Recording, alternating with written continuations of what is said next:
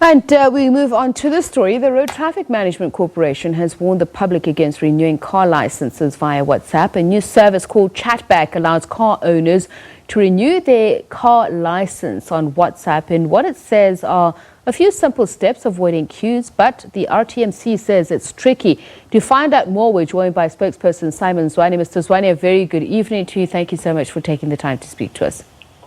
Well, thank you very much for the interest you've shown in the subject. Now, let's just start with what's being offered. Is it something that has been sanctioned by you or in collaboration with the RTMC? Do you have any say on this service? No, it has not been sanctioned by us. We have not had any say on it. So, to your understanding, how does it work exactly? Well, we've seen that they're asking people to provide them with details, and then they'll renew the license disc on behalf of the motorists. So our concern really is that as a citizen, you are now giving your details to a third party. You don't know their address, you don't know who you're giving these details to, and it's very risky. We have seen in our anti-corruption investigations, for instance, particulars of individuals being used to conduct fraudulent transactions. Now, we also are now living in a country where hijackings are common. Now, you give to an unknown person your ID number, your proof of residence, details of your car. Now, they can follow you home. If they fall into, and I'm not saying it will happen, but if they fall into wrong hands, those details, you can be followed home.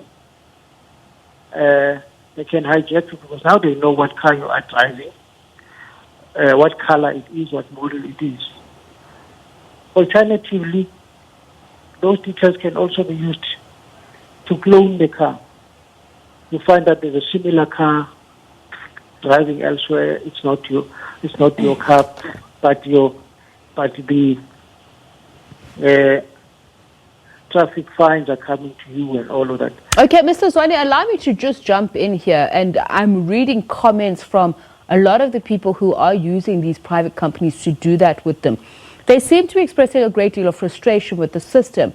Some say it's because of long queues. I mean, having to go to a post office for 2 days in a row just to simply renew your license disc surely is something that would deter people from going about it the normal way. If the post office itself is refusing to accept utility bills or other things as proof of residence, some people say their details are incorrect. So what I'm saying is that these companies seem to be exploiting what is wrong with the system. Would you agree? Now, we concede that sometimes there are queues. There are queues in our centers, and we're working to reduce them to ensure that the system can work effectively and efficiently. If they're experiencing those kinds of challenges, they can contact us. We will make the necessary intervention with the post office. As we have done also this week, somebody they were contacting us because they were having challenges in Pietermaritzburg, and we intervened.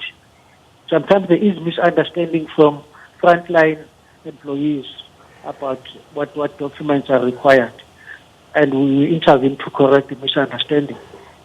But it's people who want to use it, they must know they're using it at their own risk. We are pointing out the risks that are inherent in this kind of thing, in giving your private details to a third party that you don't know. You have no recourse. You don't know their address.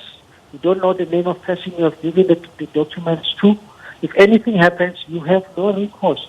It's all you're pointing out. Do you know whether or not these are legitimate companies? Have you, as the RTMC or the transport department to try to verify whether or not these are legitimate companies? Because I'm thinking somebody's asking themselves, how different is it from my giving somebody my passport and asking them to queue for me to get a visa? Exactly. That's also one of the concerns. How do you know whether this is really a legitimate business or just some bogus person saying, looking for your details? It's all of those questions that as a motorist or a private citizen, you should ask yourself before using these kinds of services. We don't use them, so we have not really checked. But those are the concerns that should be uppermost in any person who sees these kinds of invitations. That is it a legitimate business? Do I know the address of this business? Do I know the people who are running this thing? What records will I have if anything should go wrong? All right, thank you so much for speaking to us. That is RTMC spokesperson Simon Zwane.